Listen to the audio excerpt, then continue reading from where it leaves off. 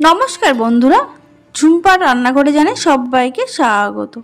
আমি আজকে আপনাদের জন্য নিয়ে এসেছি ছোলার ডাল ও সয়াবিন দিয়ে একদম নতুনত্ব একটি রেসিপি। এটা রুটি, লুচি, পরোটা সব কিছুর সঙ্গে খেতে কিন্তু দুর্দান্ত লাগে।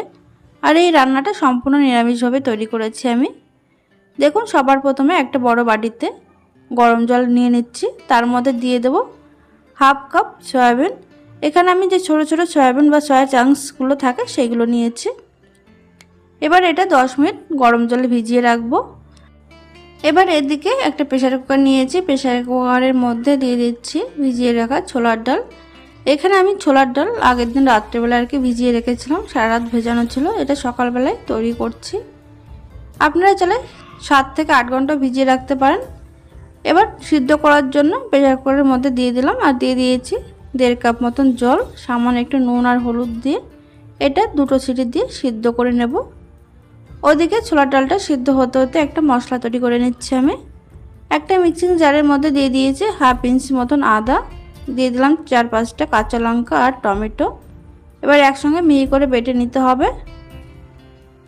আর এদিকে যে সয়াবিনটা আমি ভিজিয়ে রেখেছিলাম সেটা বেশ নরম হয়ে গেছে। এবার জল থেকে তুলে খুব ভালো করে নিংড়ে এটা একটা বাটিতে নিয়ে নিচ্ছি। এর মধ্যে যেন একটু জল না থাকে, খুব ভালো করে নিংড়ে নিতে হবে। এবার সয়াবিনগুলো ভাজার জন্য কড়াইতে দিয়ে দিচ্ছি আমি 1 চামচ সরষের তেল। তেলটা ভালোভাবে গরম হয়ে যাওয়ার পর দিয়ে দিলাম সামান্য একটু নুন দিয়ে তেলের সঙ্গে কিন্তু খুব ভালো করে মিশিয়ে নিচ্ছি। তারপর এর মধ্যে দিয়ে দিলাম সয়াবিনগুলো। গ্যাসের ফ্লেম লো টু মিডিয়ামে রেখে 1 মিনিট একটু ভেজে নিতে হবে। এতে করে সয়াবিনের যে একটা কাঁচা গন্ধ থাকে সেটা কিন্তু খুব ভালোভাবে চলে যাবে। দেখুন, সয়াবিনগুলো খুব ভালোভাবে ভাজা হয়ে গেছে। এবার এগুলো বাটিতে তুলে নিচ্ছি আমি। এবার বাকি রান্নার জন্য কড়াইতে দিয়ে দিচ্ছি আমি আরও 1 চামচ সরষের তেল। গ্যাসের ফ্লেম মিডিয়ামে রেখে দিয়ে দিচ্ছি একটা শুকনো লঙ্কা, দিয়ে দিলাম একটা তেজপাতা 2 টুকরো করে নিয়েছি, আর দিয়ে দিচ্ছি হাফ টিস্পুন গোটা জিরে, দিয়ে দিচ্ছি 1 পিঞ্চ মতন হিং। আপনারা যদি হিঙের গন্ধ পছন্দ না করেন তাহলে এটা স্কিপ করতে পারেন। এটা নিরামিষ রান্না, তার জন্য আমি সামান্য একটু হিং দিয়ে নিলাম।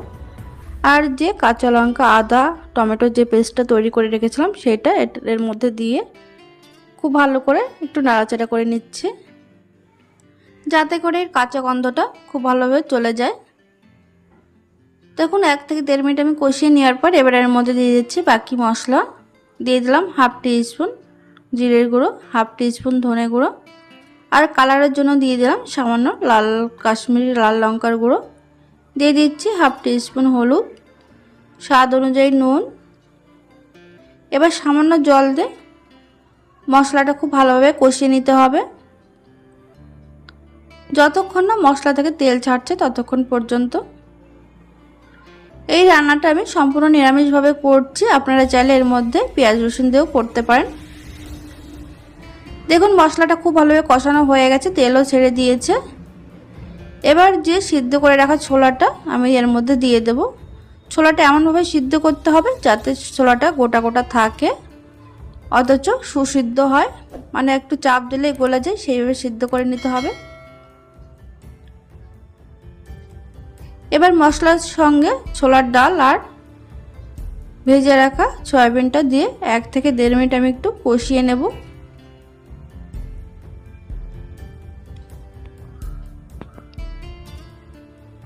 এক থেকে 1.5 মিনিট কষিয়ে নেওয়ার পর এবার এর মধ্যে দিয়ে দিচ্ছি ছোলার ডালটা সিদ্ধ করে রেখেছিলাম, সেই জলটা ছিল সেইটার মধ্যে দিয়ে দিলাম। এর মধ্যে এবার এক্সট্রা কোনো জল দেব না আমি। আপনারা যদি জল দিতে চান তাহলে কিন্তু এই সময় একটু গরম জল দিয়ে মিশিয়ে নিতে পারেন।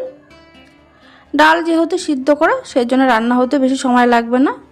ঢাকাতে আমি 5 মিনিট রান্না করে নিয়েছি। দেখুন, ঝোলটা কিন্তু অনেকটাই শুকিয়ে এসেছে। এদিকে ডালটা আর সয়াবিনটা কিন্তু খুব ভালোভাবে রান্নাও হয়েছে।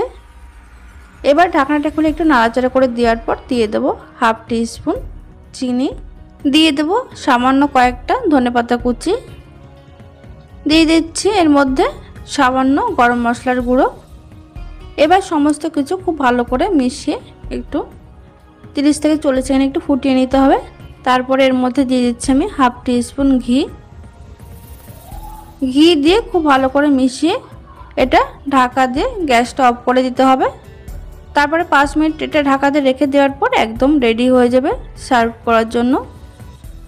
তাহলে বন্ধুরা আজকের এই নতুনত্ব রেসিপিটি যদি আপনাদের কাছে ভালো লেগে থাকে তাহলে লাইক কমেন্ট শেয়ার করতে ভুলবেন না। আর চ্যানেলটিকে অবশ্যই সাবস্ক্রাইব করে নেওয়ার অনুরোধ রইল। আর আপনারা অবশ্যই বাড়িতে বানিয়ে খেয়ে দেখুন, জাস্ট অসাধারণ হয়। ভালো থাকবেন।